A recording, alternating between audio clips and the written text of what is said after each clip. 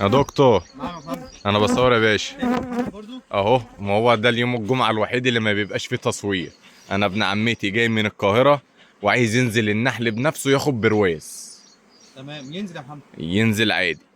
تمام. طب لو اي ضيف جه تاني يا دكتور وعايز ينزل النحل مثلا ياخد بروازه هو بنفسه. اي حد هيجي لنا في محلاتنا بنحله وعسل وعايز ينزل المنحل عندنا وياخد البراويز بتاعته، احنا جاهزين.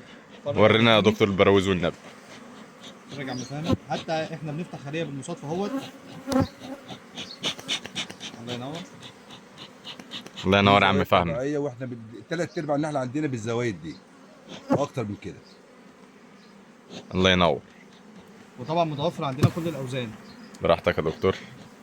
هو فهمي برضه العقل. بسم الله ما شاء الله. براويز مختومة. بص يا دكتور، طيب ممكن ترفض النحل من عليها يا دكتور عشان تبان في التصوير افضل. عشان الرسمه يا طفل.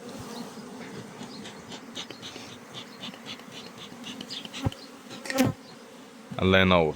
مختوم دوت يا عم فهمي. مختوم بالنحل. هو اللي مقفل على العسل والدنيا حلوه الحمد لله يعني. الله ينور يا ريس. ماشي يا عم. ماشي يا دكتور خلاص يا سيدي، شكرا. خلاص عايزين نشتغل. هنشتغل بقى شكرا. النهارده ولا هتعمل طول النهار نتصور بقى النهارده؟ شكرا شكرا.